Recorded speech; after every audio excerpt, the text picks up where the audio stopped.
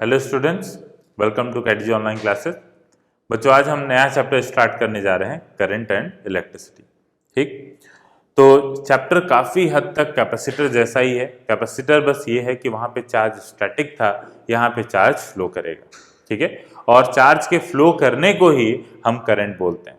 ठीक, तो यहाँ पे देखो, जब भी चार्ज मोशन में रहेगा वो एक करंट कंस्टिट्यूट करेगा, और पर सेकेंड किसी सरफेस एरिया से कितना चार्ज ट्रांसफर हो रहा है, इसी चीज को हम बोलते हैं करंट। ठीक, तो सबसे पहले धीरे धीरे कुछ जो भी बातें हैं करंट के बारे में उनको डिस्कस करेंगे। तो लिखिए यहां पे सबसे पहले, charge in motion constitute electric current. First of आगे लिखो, इस charge delta Q flows from one side of a surface to other side in time delta t, then average current constituted through the surface is given by I average is equal to delta q divided by delta t।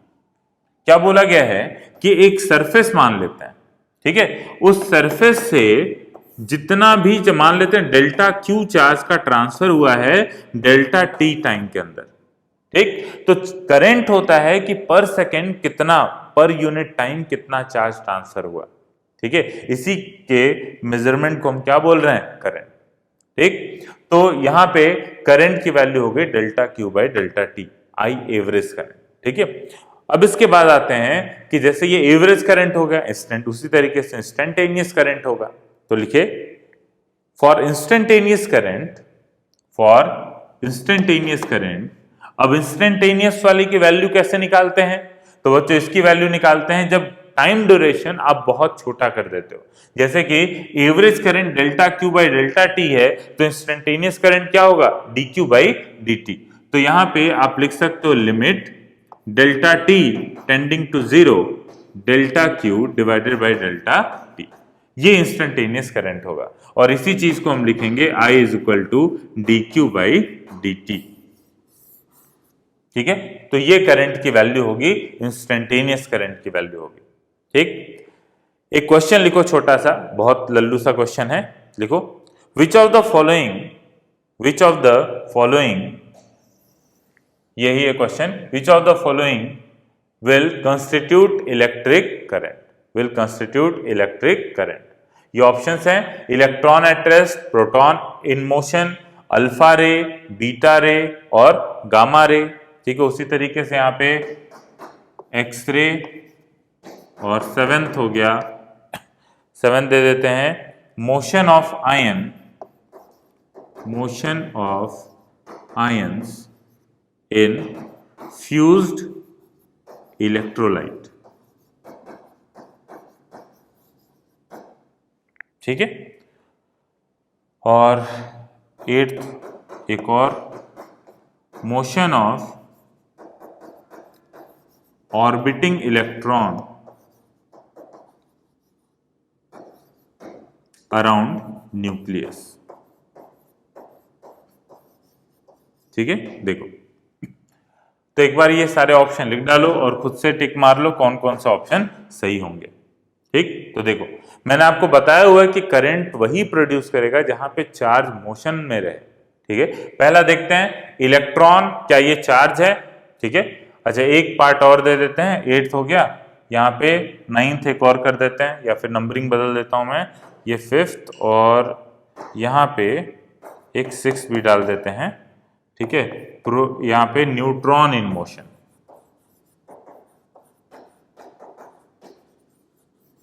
ठीक है, अब ये sixth हो गया, तो ये हो जाएगा सेवेंथ, ये हो गया एट्थ और ये नाइन्थ। ठीक है, देखो, तो क्या है, इलेक्ट्रॉन एट रेस्ट। ठीक, पहले तो करंट के लिए चार्ज होना जरूरी है, और चार्ज है भी तो वो मोशन में रहना जरूरी है। ठीक है, इसका मतलब क्या, इलेक्ट्रॉन चार्ज है तो है उसके पास नेगेटिव चार्ज, लेकिन वो रेस्ट में है, मतलब करंट कंस्टिट्यूट नहीं करेगा। प्रोटॉन इन मोशन, प्रोटॉन के पास चार्ज है, मोशन में भी आ गया, इसका मतलब ये करंट कंस्टिट्यूट किया। अल्फा रे क्या होते हैं, doubly ionised helium atom, helium ion जो होते हैं वो जब मूव करते हैं तो उनको बोलते हैं अल्फा रेज। तो इसका मतलब ये भी करंट कंस्टिट्यूट करेगा। ठीक, बीटा रेज होते हैं इलेक्ट्रॉन के पार्टिकल, तो ये भी करंट कंस्टिट्यूट करेगा। गामा रे जो होते हैं इलेक्ट्रोमैग्नेटिक वेव्स होते हैं। ठीक है, तो इलेक्ट्रोमैग्नेटिक वेव को गामा रे बोल रहे हैं, हाई एनर्जी इलेक्ट्रोमैग्नेटिक वेव, तो इसलिए ये कंस्टिट्यूट नहीं करेगा, ये कोई पार्टिकल नहीं है, चार्ज पार्टिकल। ठीक, तो यहां पे ये कंस्टिट्यूट नहीं किया। वही न्यूट्रॉन इन मोशन, न्यूट्रॉन के पास कोई चार्ज नहीं है, तो भले ही ये मोशन में है तो यहाँ पे कोई करंट कंस्टिट्यूट नहीं होगा। ठीक, फिर आते हैं एक्सरे। एक्सरे भी हाई एनर्जी रेडिएशंस है, तो ये भी कोई चार्ज पार्टिकल नहीं है, ये भी करंट कंस्टिट्यूट नहीं करेगा। फिर motion of ions in fused electrolyte. ठीक, इलेक्ट्रोलाइट जैसे मान लो NaCl है। ठीक है, तो जैसे सॉलिड स्टेट केमिस्ट्री में आपने पढ़ा होगा, ये क्वेश्चन भी पूछे जाते हैं कि सॉलिड NaCl जो है वो करंट कंडक्ट नहीं करता, लेकिन फ्यूज्ड NaCl जो होगा, ठीक है, फ्यूज्ड इलेक्ट्रोलाइट, वो करंट उसके थ्रू कंडक्ट करेगा।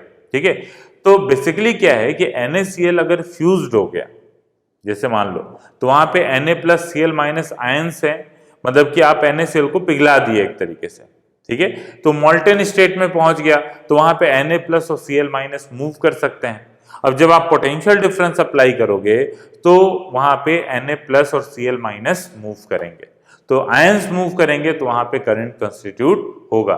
ठीक है, तो motion of ions in fused electrolyte, तो अगर इलेक्ट्रोलाइट फ्यूज्ड है, आयंस मूव कर रहे हैं, तो वो भी करंट कंस्टिट्यूट करेंगे। Motion of orbiting electron around nucleus, मतलब एक न्यूक्लियस है, उसके चारों तरफ इलेक्ट्रॉन रिवॉल्व कर रहा है।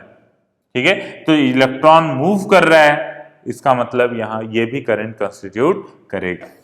ठीक है, तो ये सिंपल सी बात हो गई कि कब करंट कंस्टिट्यूट होगा, कब नहीं होगा। चलो, अब उसके बाद फिर कुछ और बातें जान लेते हैं करंट के बारे में। ठीक, तो करंट बेसिकली, करंट का यूनिट जो होगा, यूनिट ऑफ, ऐसा यूनिट की बात करें ऑफ करंट, इसको हम क्या बोलते हैं, एम्पियर। ठीक, ये एक फंडामेंटल यूनिट है। ठीक, साथ में डायमेंशन फॉर्मूला जो करंट का होगा वो क्या माना जाता है, A के बराबर। ठीक, अब इसके बाद फिर बात आते हैं कि ये वेक्टर क्वांटिटी है या स्केलर क्वांटिटी है। ठीक, तो देखो यहां पे क्या है कि करंट के पास डायरेक्शन है, और करंट का डायरेक्शन क्या होगा, जैसे कि हमने ये बोला है कि rate of flow of charge को हम करंट बोलेंगे। ओके, तो यहां पे पॉजिटिव चार्ज के फ्लो को करंट बोलेंगे कि नेगेटिव, भाई कैसा भी चार्ज रहे वो करंट कंस्टिट्यूट करेगा। ठीक है, लेकिन यह है कि अगर पॉजिटिव चार्ज आगे गया तो ये बराबर है नेगेटिव चार्ज के पीछे जाने के। समझ में आ रही है बात? तो जैसे मान लो कि कोई इस तरीके से ये एटम से न्यूट्रल, ठीक, तो अगर मान लो यहां से एक इलेक्ट्रॉन निकल के यहां पे आ गया, तो इसको हम इमेजिन कर सकते हैं इस तरीके से कि यहां पे आ जाएगा फिर पॉजिटिव, यहां पे आ जाएगा नेगेटिव। ठीक, ये फिर अगर मान लो यहां से इधर आ गया, तो बेसिकली ये इलेक्ट्रॉन जब पीछे आया है, ठीक है, तो आप क्या मान रहे हो कि ये भी तो मान सकते हो कि पॉजिटिव चार्ज आगे गया है, तो न्यूट्रल में से पॉजिटिव चार्ज निकल के जाएगा, तो वो क्या छोड़ जाएगा अपने पीछे, नेगेटिव। तो इसको ऐसा माना जा सकता है। ठीक है, एक्चुअल में ऐसा नहीं, मतलब कि ऐसा नहीं है कि प्रोटॉन कंडक्ट कर, मतलब प्रोटॉन मूव करने लगेगा। जब भी करंट कंस्टिट्यूट होगा वहां पे इलेक्ट्रॉन ही मूव करता है। इसको आगे अगली क्लास जो होगा वो हम बात करेंगे करंट इन कंडक्टर्स, तो फिर वहां पे डिटेल में इसकी चर्चा करेंगे। अभी आज बेसिक करंट के ऊपर, मतलब करंट होता क्या है, करंट का कैलकुलेशन कैसे होगा, इन सब चीजों पे चर्चा करेंगे। ठीक है, तो भाई इलेक्ट्रॉन, मतलब करंट के पास डायरेक्शन होगा, और वो डायरेक्शन हम किधर की तरफ लेंगे, पॉजिटिव चार्ज के डायरेक्शन में कि नेगेटिव चार्ज के डायरेक्शन में। तो बाय कन्वेंशन ये माना जाता है कि हम करंट की डायरेक्शन किधर मानेंगे, पॉजिटिव चार्ज के डायरेक्शन। मतलब कि अगर पॉजिटिव चार्ज इधर गया तो करंट का डायरेक्शन ये होगा, अगर नेगेटिव चार्ज इधर गया तो भी करंट का डायरेक्शन हम इधर मानेंगे। ठीक है, क्योंकि नेगेटिव चार्ज का पीछे जाना बराबर है पॉजिटिव चार्ज के आगे जाने के। क्लियर है बात? तो यहां पे करंट इस तरीके से करंट का डायरेक्शन होगा। अच्छा, तो इसका मतलब करंट के पास मैग्नीट्यूड है, करंट के पास डायरेक्शन है, क्या ये एक वेक्टर क्वांटिटी है?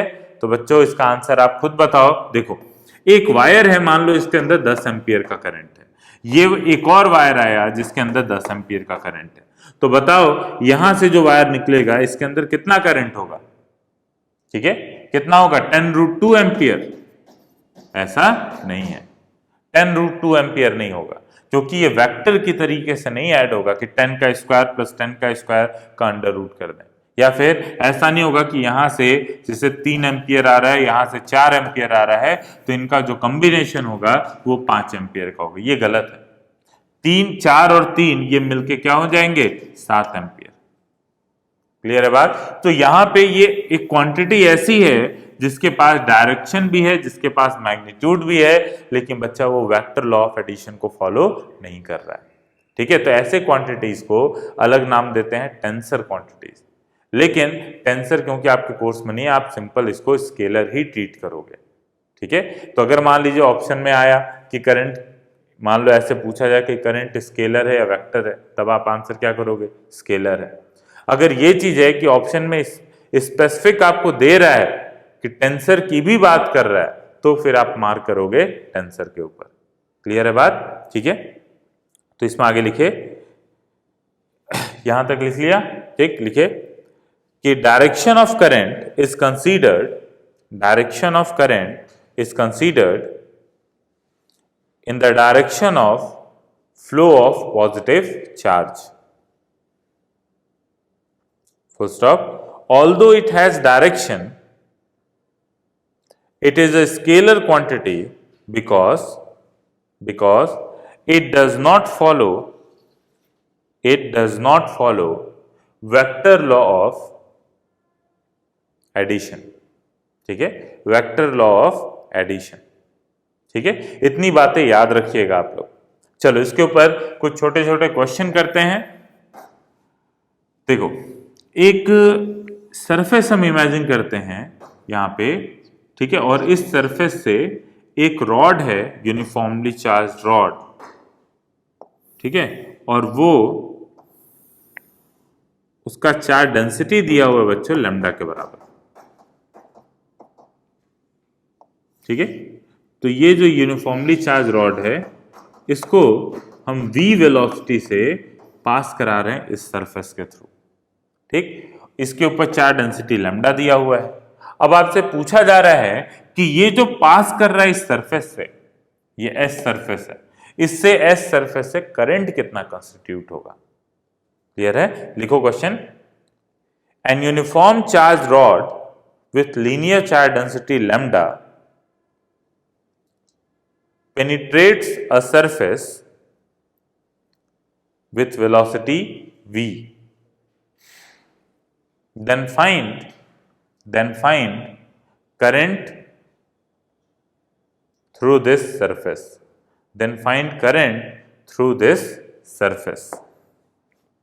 बहुत आसान क्वेश्चन है, करो। देखो, तो बेसिकली करंट है dq बाई dt। ठीक है, तो dt समय में ये बताओ ये रॉड कितना आगे निकल जाएगा? ठीक है, तो अगर dx की बात करें तो dx को कितना लिख सकते हैं? v dt। ठीक है, तो ये dx अगर लेंथ आगे जाता है तो v dt, मतलब dx की वैल्यू हो गई v dt के बराबर, अगर इस रॉड की वेलोसिटी v है तो।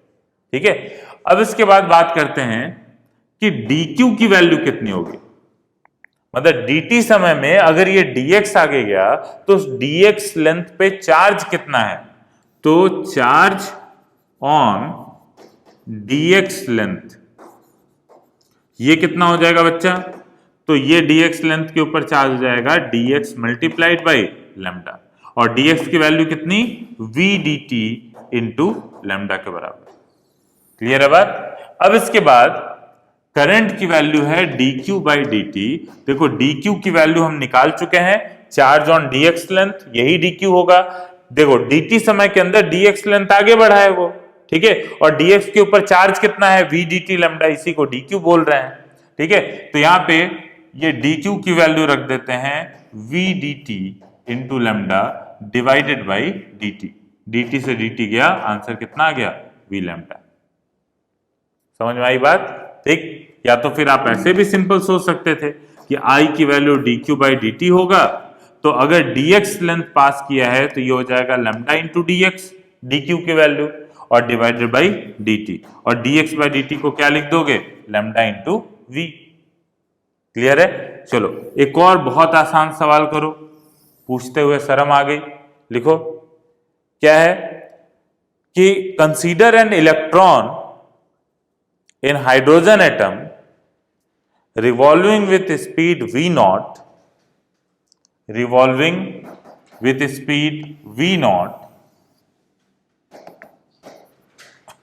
in orbit of radius r,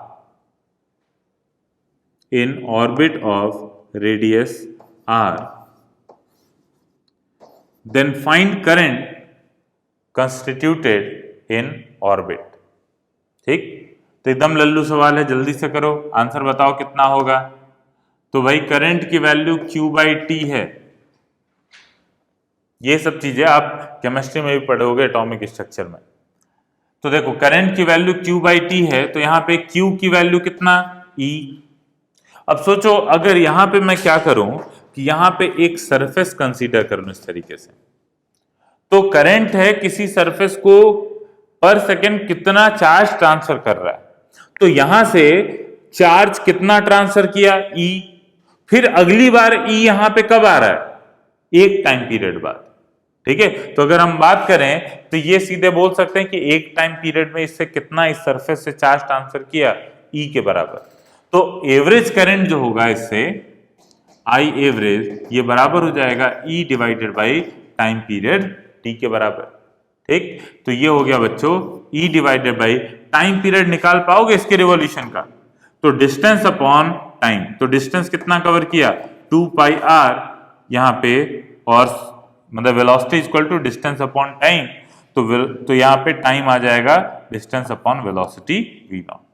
ठीक, तो यहाँ पे हो जाएगा 2 pi r by v naught, तो इसका मतलब करंट की एवरेज वैल्यू हो जाएगी E into v naught divided by 2 pi r। ठीक है, तो इस तरीके से इस क्वेश्चन को कर लोगे। अगला क्वेश्चन लिखिए जल्दी। अगला क्वेश्चन है, देखो, in the following diagram charge Q on the capacitor, charge Q on the capacitor varies according to following graph, according to following graph, then draw the corresponding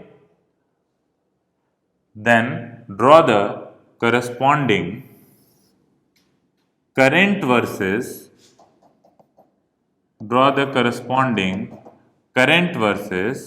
time graph। ठीक है, तो यहां पे current versus time graph, 20 microcoulomb है यहाँ पे charge, और ये टाइम है, तो ये 2 सेकेंड, 4 सेकेंड और 6 सेकेंड। ठीक, अब इसका आपको current versus time graph draw करना है। तो देखो बच्चा, एक बार स्क्रीन को पॉज करो, खुद से ट्राई कर लो। बेसिकली क्या है कि ये कोई भी दूसरा कोई एक वोल्टेज सोर्स है, जिसकी वजह से इसके ऊपर जो चार्ज है वो इस तरीके से वैरी कर रहा है। इसका मतलब 0 से लेके 2 सेकेंड तक इस कैपेसिटर प्लेट पे चार्ज कितना हो गया, लीनियरली बढ़ते हुए 20 माइक्रोकूलम। ठीक है, तो 20 माइक्रोकूलम, इसका मतलब बताओ सोच के कि 0 से लेके 2 सेकेंड तक क्या इस वायर में कोई करंट रहेगा कि नहीं रहेगा, ये बताओ। तो करंट रहेगा तभी तो इस प्लेट के ऊपर चार्ज आएगा। ठीक, तो इसका मतलब 0 से लेके 2 सेकेंड तक कुछ तो करंट है भाई। अच्छा, 2 सेकेंड से लेके 4 सेकेंड तक इस कैपेसिटर के ऊपर क्या कोई चार्ज में बदलाव आ रहा है, चार्ज चेंज हो रहा है? देखो वो 20 माइक्रोकूलम के बराबर ही है। इसका मतलब कि यहाँ पे 2 सेकेंड से लेके 4 सेकेंड के बीच में, 2 से लेके 4 सेकेंड के बीच में करंट की वैल्यू कितनी हो गई, 0।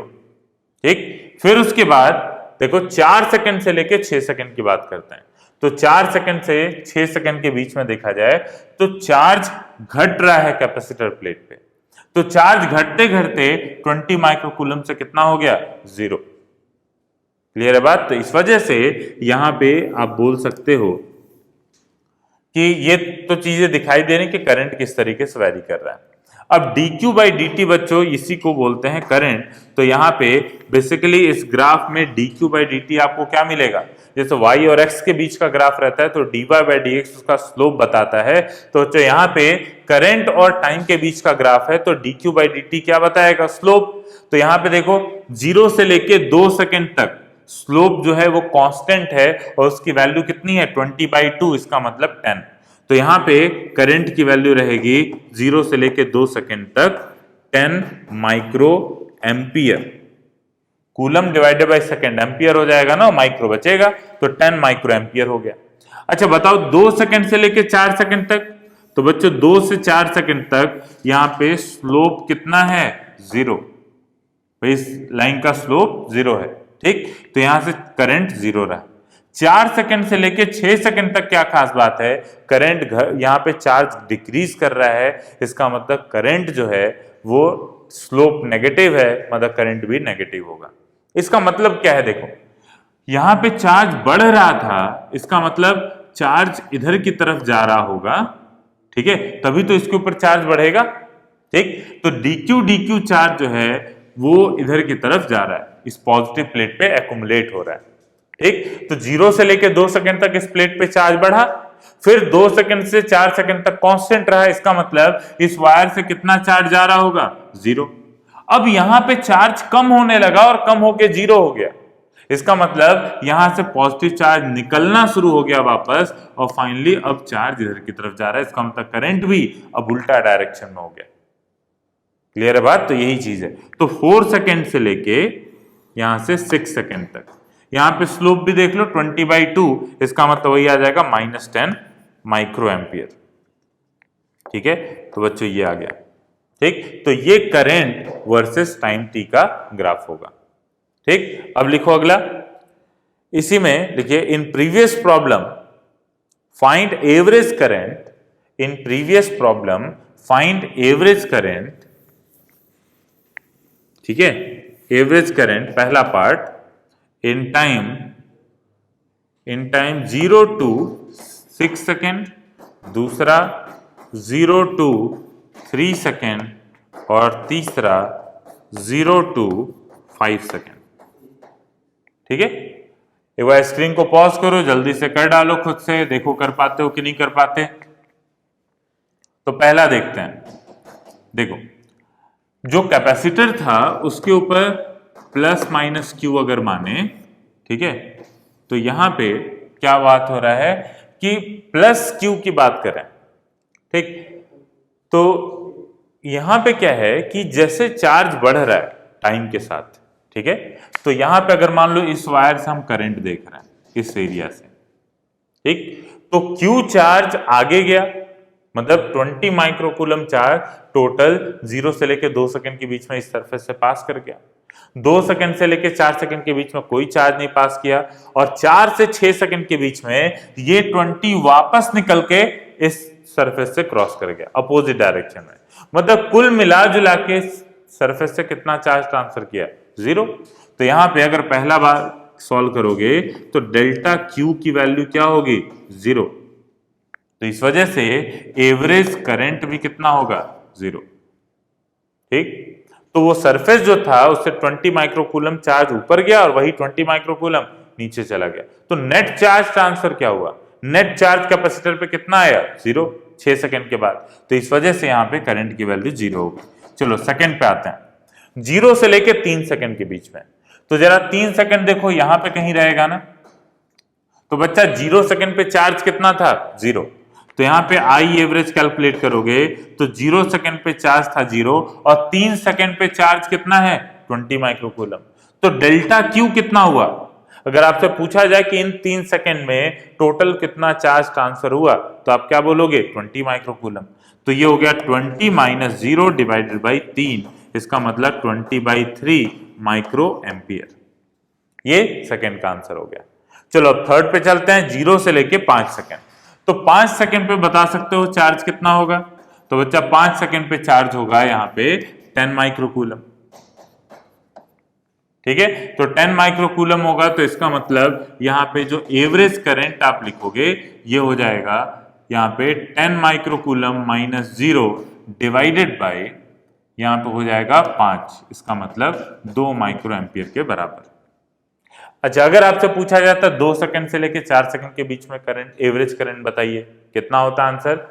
2 सेकंड पे चार्ज कितना? 20 माइक्रोकूलम। 4 सेकंड पे चार्ज कितना? 20 माइक्रोकूलम। तो चार्ज ट्रांसफर्ड कितना हुआ? 0। इसका मतलब एवरेज करंट उस टाइम ड्यूरेशन में 0। क्लियर है बात? तो इस क्वेश्चन को कर लीजिएगा। चलो अगला क्वेश्चन पे आते हैं। लिखिए, a capacitor is being charged such that a capacitor is being charged such that charge on capacitor is given by q naught sin omega t। ठीक है, q naught sin omega t where q is in coulomb and t is in second। Then find the charging current and its maximum value। Then find the charging current and its maximum value। तो देखो, I की value अगर लिखेंगे dq by dt, तो ये हो जाएगा dq by dt अगर डिफरेंशिएट करें तो यहां पे आप लिखोगे q not sine omega T का डिफरेंशिएशन बताओ, कॉस ओमेगा टी, और बाई चेन रूल से ओमेगा टी अलग से डिफरेंशिएट होगा, इसको डिफरेंशिएट करेंगे तो ये टोटल आ गया Q not omega cos omega T के बराबर। ठीक है, तो ये करंट की वैल्यू आ गई। अब उसके बाद आपसे बोला जा रहा है, ये तो current as a function of time हो गया। अब पूछा जा रहा है कि what is the maximum value of current. तो मैक्सिमम वैल्यू कब होगा? तो देखो, ये टाइम के साथ कॉस वाला टर्म चेंज हो रहा है, और कॉस की मिनिमम वैल्यू, तो अगर करंट का मैग्नीट्यूड का बात हो रहा है तो कॉस 0 अगर जब देगा, मतलब कि कॉस ओमेगा टी 0 वैल्यू, तो उस समय करंट 0, और कॉस ओमेगा टी जब 1 वैल्यू होगी तो उस समय करंट का मैग्नीट्यूड कितना? Q not omega. तो यहाँ पे आई मैक्स अगर आपसे पूछा जाए तो वो कितना होगा? क्यू नॉट इंटू ओमेगा के बराबर। क्लियर है? जैसे ही प्रॉब्लम दिया जाए, भले हम बोले चाहे ना बोले कि आप खुद से करना ट्राई करो, जब हम सॉल्यूशन बताना शुरू करते हैं तो वहां पे स्क्रीन आपका पॉज हो जाना चाहिए और खुद से वहां पे क्वेश्चन को करने की कोशिश किया करो। क्लियर है बात? चलिए अगले क्वेश्चन लिखिए, charge on a capacitor depends on time t given by q is equal to t square plus 4t plus 4। ठीक है, देखिए फाइंड पहला current at t is equal to 2 second, current at t is equal to 2 second, और दूसरा part average current in 0 to 2 second, average current in 0 to 2 second. Clear है? चलो तो एक बार खुद से ट्राई कर लो, मैं पहला पार्ट करता हूं। देखो, तो करंट की वैल्यू होती है बच्चा dq by dt, तो dq by dt अगर सॉल्व करें तो ये हो जाएगा 2t plus 4, डिफरेंशिएशन होगा इसका इतना, इसका मतलब at t is equal to 2 second current की वैल्यू हो जाएगी, 2 सेकेंड पुट कर दो 8 एम्पियर के बराबर। ठीक, अब बात आते हैं एवरेज करंट, इसको नोट कर लिया, हटा रहा हूं मैं।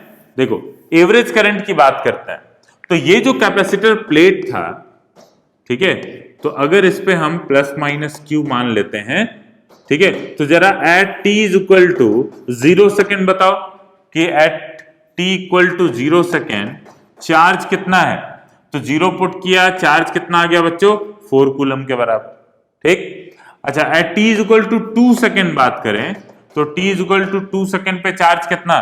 तो यहाँ पे 4 प्लस 8 12, और 12 प्लस 4 16 कूलम के बराबर। ठीक, तो इसका मतलब कि यहां पे अगर आप एवरेज करंट पूछा जाए तो ये delta q divided by delta T, और डेल्टा क्यू की वैल्यू कितनी है?